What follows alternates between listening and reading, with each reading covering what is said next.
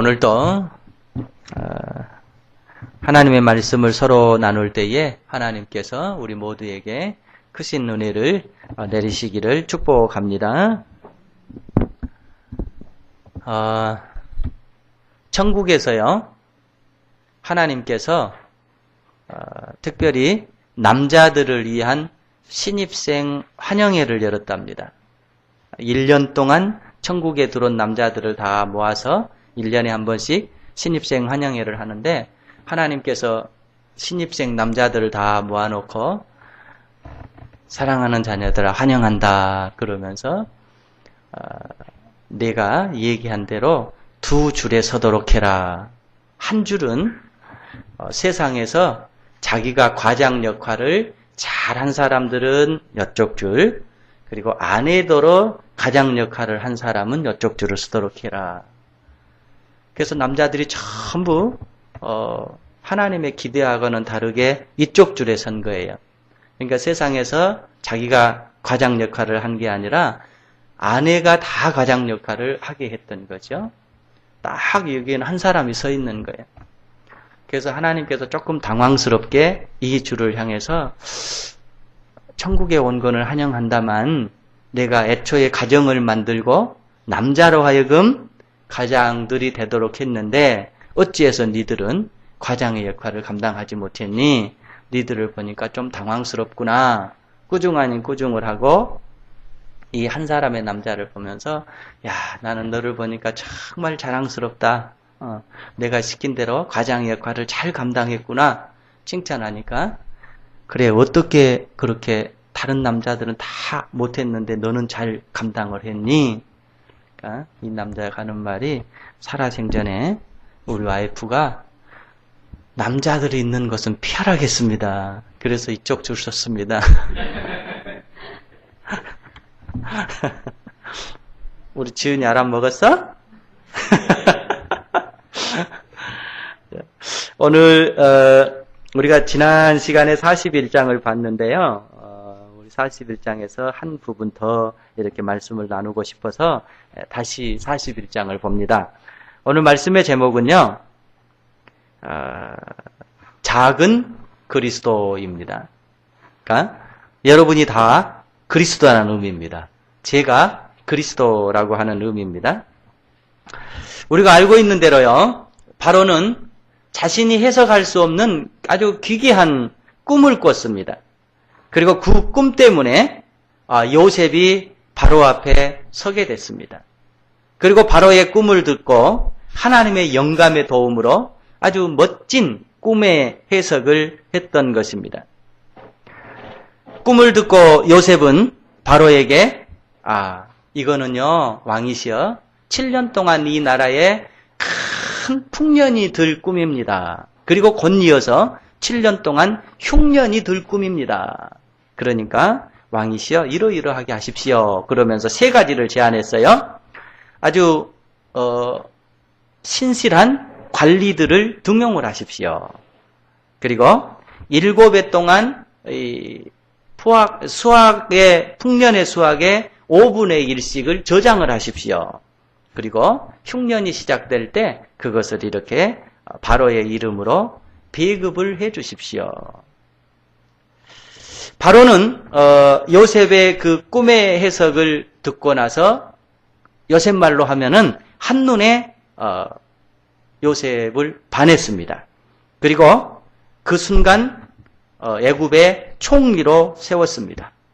그리고 국가의 모든 책임을 이 요셉에게 맡겼습니다. 나무랄 데 없는 정확한 꿈에 대한 해석입니다. 국가적 재난 관리에 가장 적합한 인물이라고 바로는 생각을 했습니다. 그리고 요셉은 거기에 대한 확실한 답을 가지고 있는 인물이라고 또한 생각을 했습니다.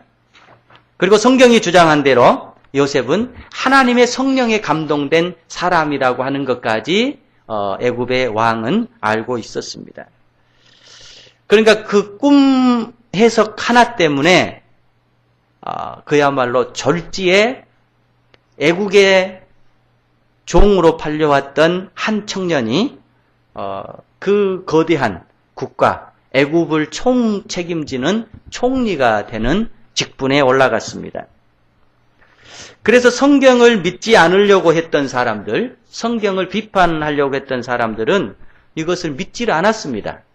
어떻게 이런 일들이 벌어질 수가 있느냐? 애굽이라고 하는 나라가 조그만 나라도 아니고 그때 당시 온 세계를 주름잡는 나라였는데 꿈 한번 해석했다고 해서 이에게 총리직을 맡길 수 있겠냐 하면서 믿지를 않았고요. 비판을 했습니다.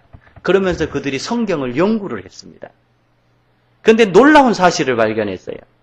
이 애굽의 왕조가 쭉 애굽 국민에 의해서 왕조로 내려오다가 16대 왕조 때 큰 전쟁이 한 번 있었습니다. 애굽 땅에.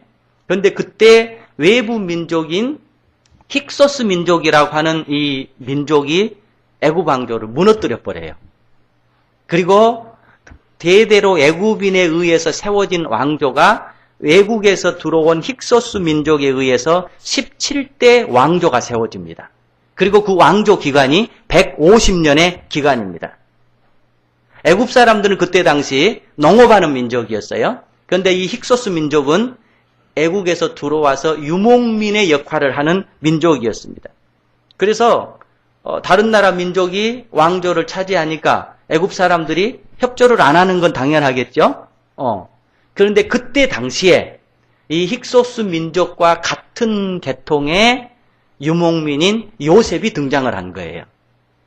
그러니까는 왕조로서는 야, 우리 계통의 민족이고 이렇게 똑똑한 사람이라고 한다면 우리가 세워도 되겠다 하고 총리를 세운 거예요. 그러니까 성경을 비판했고 성경을 믿지 않으려고 했던 사람들이 성경을 연구하다가 아주 놀라운 사실을 발견한 거예요. 그럼 이거는 맞는 사실이구나. 역사적으로 증명된 사실이구나 하면서 이들이 성경을 믿게 됐다라고 하는 아주 유명한 일화가 전해지고 있습니다. 역사적인 사실입니다. 이렇게 돼서 이제 힉소스 왕조가 요셉을 총리로 등용을 해서 나라를 다스리게 됩니다. 그런데 우리는 이 성경을 읽어 내려가면서 너무 요셉의 성공, 요셉의 출세에다가 초점을 맞춰서 우리도 예수 잘 믿으면 요셉처럼 성공할 수 있습니다. 요셉처럼 출세할 수 있습니다. 라고만 해버린다고 한다면 하나님께서 진정 저와 여러분들에게 주시고자 하시는 메시지를 놓칠 수가 있습니다. 그래서 요셉의 성공에 너무 초점을 맞추는 게 아니라 과연 요셉이 하나님의 손길 안에서 어떤 역할을 했나를 볼 때 우리가 하나님의 음성을 더 잘 들을 수가 있는 것입니다. 그래서 성경을 제대로 해석하는 사람들은 요셉의 개인 성공에다 초점을 맞추지를 않아요. 요셉은 누구냐? 장차 오실 신약시대 그리스도의 그림자라고 보는 거예요. 네, 그래서 오늘 말씀은 그런 시각에서 세 가지를 여러분과 나누고자 합니다. 먼저 첫 번째는요. 요셉 총리의 마음이 바로 예수님의 마음을 보여주고 있다고 하는 사실입니다. 45절에 보니까요. 그가 요셉의 이름을 사브낫 바네아라 하고 또 온의 제사장 보디베라의 딸 아스낫을 그에게 주어 아내를 삼게 하니라. 요셉이 나가 애굽 온 땅을 시찰하니라. 이렇게 되어 있습니다. 그러니까 요셉이 바로 왕으로부터 총리의 직을 임명받고 나서 그가 했던 게 뭐냐면은 애굽 온 땅을 순찰하는 거예요. 여러분, 우리도 그런 말을 쓰잖아요. 순시, 지방 순시, 순찰 이런 말을 쓰는데요. 이 순찰은 현장을 파악을 하고 그 다음에 현장의 문제점들을 파악을 해서 그곳에 올바른 대책을 세우고 해결하기 위함입니다. 이게 우리가 알고 있는 피상적인 순찰의 의미예요. 그러나 이 성경이 말하고 있는 순찰이라고 하는 것은 그 의미를 뛰어넘습니다. 이 원문은요, 이 순찰이라고 하는 단어를 R이라고 하는 단어를 썼어요. 히브리어로. 근데 이 R이라고 하는 것은 무슨 뜻이냐면은 위에서 간통해서 바라본다라고 하는 뜻이에요. 그러니까 여러분을 제가 보면 이렇게 피상적으로 누가 머리 스타일은 어떻게 했다, 옷은 어떻게 입었다 이게 아니라 위에서 관통한 거예요. 그 사람 내면을 본다라고 하는 뜻이에요. 그리고 너머까지 바라본다라고 하는 뜻입니다. 그러니까 이것은 사람이 볼 수 있는 그런 의미가 아닌 거예요. 하나님이 볼 수 있는 그런 의미인 거예요. 그래서 순찰한다라고 하는 이 뜻은 위에서 관통해서 바라보는데 이거는 사람이 바라볼 수 있는 의미가 아니고 하나님께서 바라본다라고 하는 그런 의미가 지금 순찰한다라고 하는 의미인 거예요. 이런 사건이 성경에 몇 번 나옵니다. 이를테면 창세기 1장 2절에 보면 땅이 혼돈하고 공허하며 흑암이 깊음 위에 있고 하나님의 영은 수면 위를 운행하시니라 이랬어요. 그러니까 창조 시대에 하나님의 신이 그 공허한 땅을 순찰하신 거예요. 바라본 거예요. 뭐 하기 위해서? 하나님의 능력으로, 하나님의 시각으로 하나님께서 좋으실 대로 세상을 창조하기 위해서 내려다보고 계신 그 운행하신다라고 하는 것이 순찰한다라고 하는 의미와 같이 맞아떨어지는 거예요. 그 다음에 또 하나의 사건이 있는데 창세기 11장 5절에 보면 백성들이 타락해가지고 바벨탑을 세우지 않습니까? 그때 여호와께서 사람들이 건설하는 그 성읍과 탑을 보려고 내려오셨더라. 여기에 보러 내려오셨다라고 하는 것이 지금 요셉이 순찰한다라고 하는 것과 맞아떨어지는 거예요. 그러니까 범죄한 세상에 어떻게 하나님의 질서를 심어주고 어떻게 하나님의 은혜로 세상을 다스려 나갈까라는 것을 보기 위해서 성령이 바벨탑 사건 속에 지금 내려와서 순찰하는 것과 똑같습니다. 또 하나의 사건은 어디서 보게 되냐면은 예수님께서 하나님이시지만 육신의 옷을 입고 이 땅에 내려오신 사건이 바로 순찰하는 사건과 똑 맞아 떨어지는 거예요.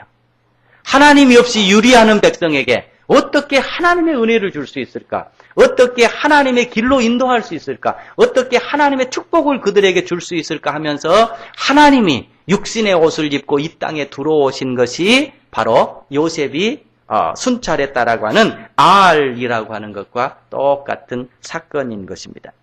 그러니까 여기에 순찰했다라고 하는 것은 예수님의 마음을 가지고 아주 안타까운 심정으로 백성들을 구원하려고 하는 예수님의 마음을 가지고 어떻게 7년 후에 다가올 그 흉년을 이들이 잘 견뎌낼 수 있도록 해줄까라는 하나님의 사랑과 하나님의 마음을 가지고 지금 애굽을 둘러보고 있다. 이런 의미가 되겠습니다.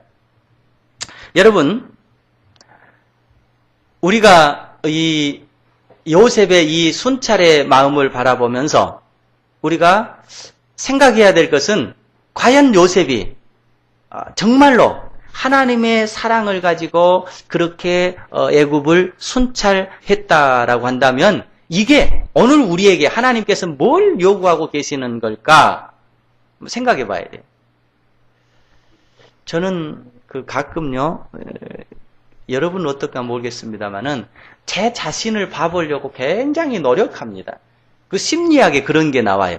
보면은 자기 자신을 바라볼 수 있도록 하십시오. 처음에는 저게 그 무슨 얘기인지도 몰랐고요. 의미도 몰랐고요. 그게 되지를 않았어요.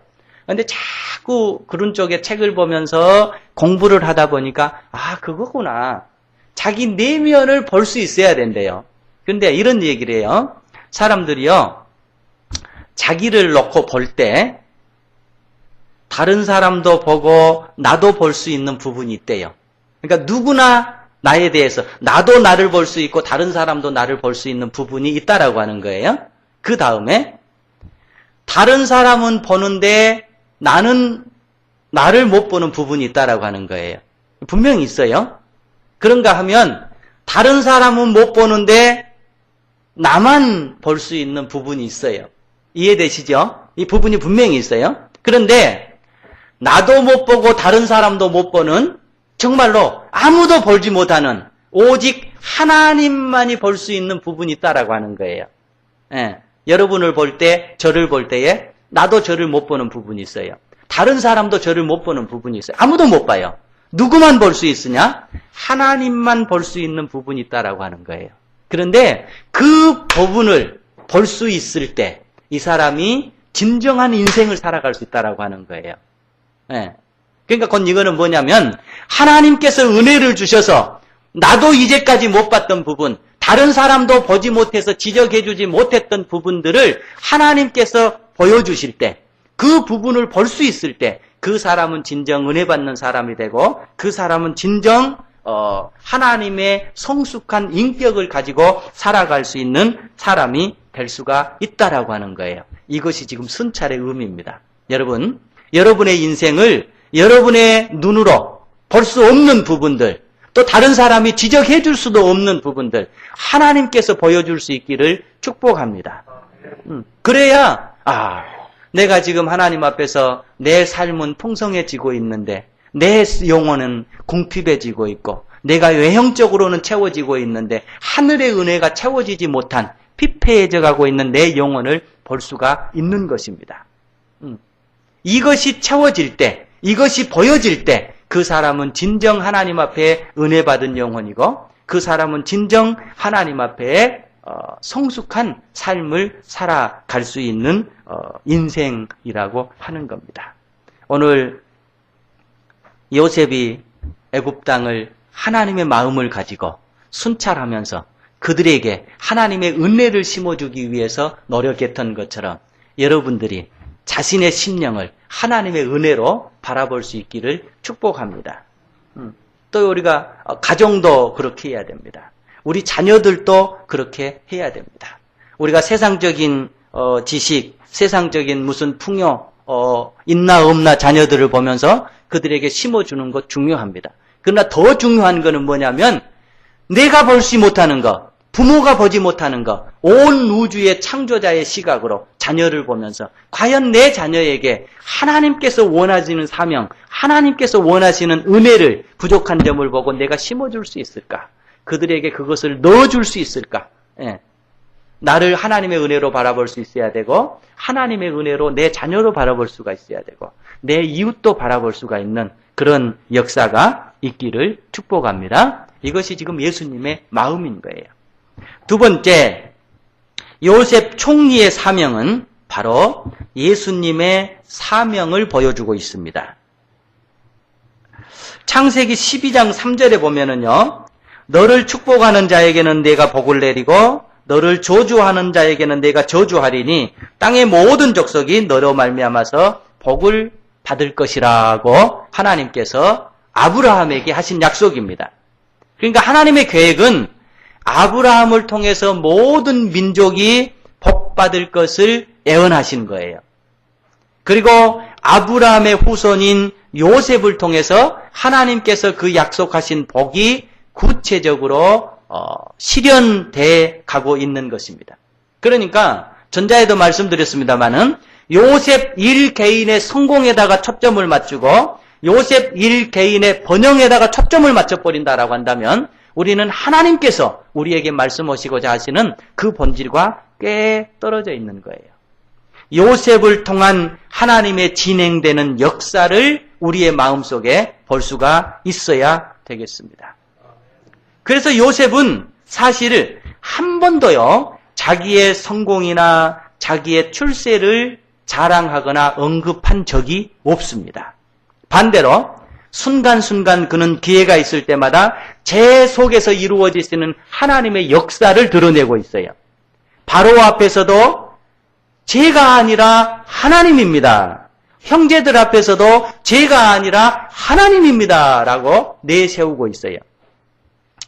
바로가 꿈을 얘기하기 전에 사실은 내가 이러이러한 꿈을 꿨는데 얘기를 할 테니까 해석을 해라 라고 얘기를 하니까 요셉이 뭐라고 얘기를 했냐면요. 41장 16절에 요셉이 바로에게 대답하여 이르되 내가 아니라 하나님께서 바로에게 평안한 대답을 하시리라. 꿈 해석 좀 해다오. 그러니까 꿈 해석하기 전에 왕이시여, 실은 제가 꿈을 해석하는 것이 아니라 하나님께서 꿈을 해석하실 것입니다. 라고 얘기를 해요. 또 25절에 보면 요셉이 바로에게 이르되 바로의 꿈은 하나라. 하나님이 그가 하실 일을 바로에게 보이심이니라. 이렇게 말씀합니다. 하나님, 바로 왕이시여, 지금 제가 얘기한 이것은요, 하나님께서 바로에게 하실 것을 얘기하고 있습니다. 그리고 나서 이제 꿈이 해석되고 총리가 됩니다. 그리고 이제 다음 시간 쭉 다루겠습니다마는 그들의 형제들이 요셉 앞에 섭니다. 처음에는 이 총리가 차마 자기들이 버려버렸던 동생이라고는 꿈에도 생각 못하는 거예요. 그냥 좀 닮았다 이 정도였겠죠. 그런데 시간이 흐르면서 요셉이 자기를 드러냅니다. 형들에게, 형들이요, 또 자기 밑에 동생 하나 11명을 놓고, 동생아, 네가 당신들이 팔아버렸던 그 요셉입니다. 자신의 정체를 드러내는 거예요. 그러니까 형들이 어떻게 되겠어요? 정말로 질려버리는 거죠. 어떻게 말을 표현할 수 없는 경우에 이른 거죠. 덜덜덜덜 떨면서 죽여주십사야죠. 그때 요셉이 뭐라고 얘기를 하냐면, 당신들이 나를 이곳에 팔았다고 해서 근심하지 마소서, 한탄하지 마소서. 하나님이 생명을 구원하시려고 나를 당신들보다 먼저 보내셨나이다. 이게 무슨 의미예요? 당신들은 나를 죽이려고 팔아버렸지만, 나를 죽이려고 구덩이에 쳐 넣어버렸지만, 당신들이 그 잘못을 했다고 해서 한탄하지 마시고 두려워하지 마십시오. 사실은 알고 보면 하나님께서 우리 민족을 구원하시고 우리 가족을 구원하시고 우리 역사를 구원하시기 위해서 나를 먼저 애굽 땅에 보낸 것 아닙니까? 지금 이렇게 나오고 있는 거예요. 그러니까 요셉은요, 하나님의 사명 속에서 자신을 불태운 인생을 살고 있는 겁니다.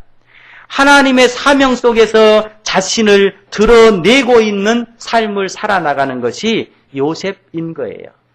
여러분, 여러분의 삶을 이렇게 살 수만 있다라고 한다면, 저의 삶을 이렇게 살 수만 있다라고 한다면 얼마나 아름다운 삶이겠습니까? 아주 이런 대목의 유명한 얘기가 하나 있어요. 18세기 초에 영국의 유명한 건축가 크리스토퍼 우런경이라는 분이 있었습니다. 이분이요, 성 바울의 대사원을 건립하려고 추진을 했습니다. 설계를 빼고요, 필요한 모든 물질을 모아놓고 필요한 모든 기술자들을 동원해서 대공사를 진행하기 시작했습니다. 공사를 진행하는 어느 순간 이 총책임자 크리스토퍼가 평복을 갈아입고 공사 현장을 시찰을 했습니다. 그리고 열심히 일하는 듯한 사람에게 가서 물었습니다. 지금 여기서 뭐 하고 계십니까? 그러니까 이 사람이 보면 모르시오. 아침부터 저녁까지 6자 길이의 돌기둥을 깨고 있습니다. 퉁명스럽게 그러는 거예요. 그래서 조금 지나가다가 B라고 하는 사람에게 똑같은 질문을 했습니다. 당신은 지금 여기서 못하고 있습니까?